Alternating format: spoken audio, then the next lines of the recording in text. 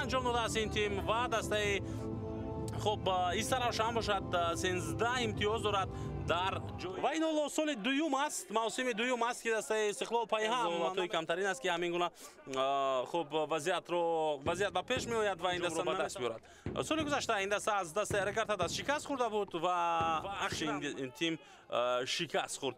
خوب هست برای آغاز بازی دسته های استقلال و سرافشان صداش که دور مرکز نیز بلند گردید. رقابت اینجا شروع می شود و رقابت های گروه بی مخصوصا در همین ورزشگاه میگذارند آنجایی که تاجیکستان، هندوستان، ایران و اگر خطا نکنم قرقیزستان در یک گروه با هم قرار دارند. حالا هجوم اولین دسته استقلال و گل امیربک با زدن گل در حرکت با یک حمله بازیگران استقلال همین گونه با مرکز رو بردن و از آن می شود در دقیقه اول گل سر میدهند آنها با یک ضربه از مسافه خیلی هم دور. سبب اساسی هم همین بود. ضربه نوبتی بود سر این دفعه رستم سویرف و جریمه وارد می شود. رستم ضربه و دفاعگر پس نوبتی احسان ادامه هجومی دسته استقلال و گل بنهایت گل زیبا افسانوی و باور نکردنی. رضا دهقانی با یک ضربه بعد یک چرخش صحنه تکرار رو میبینیم چگونه با پای چپ و از مسافه دور ضربه زد. احتم نظرف ارسال با داخل جریمه گل و حالت بسیار مشکل دارن بازیگران استقلال و توپ رو هم احسان پنجشنبه با اختیار دسته خود برگردان.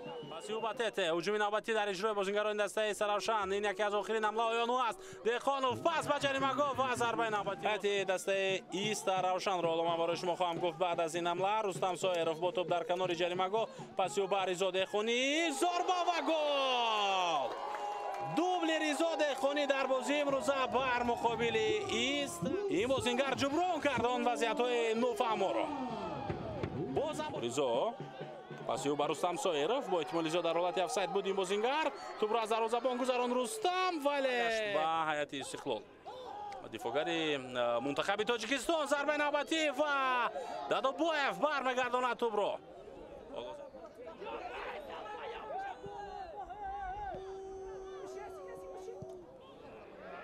طرفی اوکار جوزف و اکنون این باعث میشود که حمله نوبتی دسته سرافشان آغاز گردد. توپ میتواند استقلال را بسیار خوب آغاز کرد و پسی او به کنار احسان با توپ پسی جوابی در اجرای احسان ضربه و توپ از بازیگری نوبتی امکانیت برای اجرای ضربه و نه آنقدر. این دو بازیگر یکدیگر رو از حد زیاد خوب فهمیده ایستادند در حالتی که منوچهر نو از حد احتیاطی با میدان آمده است.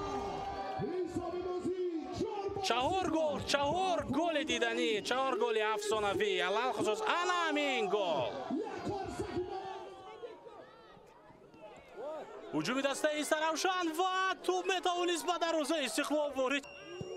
ضربه در اجرای خوب انفترش پرویز جان و ضربه تکراری رستم پس با امیربک ادامه می‌یابد حمله نوبتی استقلال. امیربک پس یو به منوچهر سفر ارسال نوبتی ضربه و گل احسان پنجشنبه یا اینکه رستم سایرف با احتمال زیاد رستم سایرف بله رستم سایرف این دفعه با زدن گل دست یافت و حساب اکنون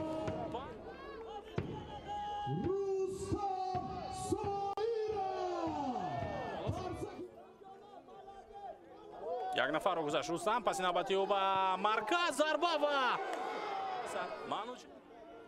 شامپال پس نوبتی او ضربه و امکانیت برای رستم کمالوف حالتی افساید نیست. بازیگر جوان از مخلصان خود از فکر میکنم عکس میگیرد و این اشاره رستم کمالوف هم با علیشیر جلیلوف بله این رو ما و صداش که داور مرکز هم بلند گردید. بازی بین دسته‌های استقلال و سرافشان با حساب 6-0 در ورزشگاه مرکزی شهر ایسار با پایان میرسد و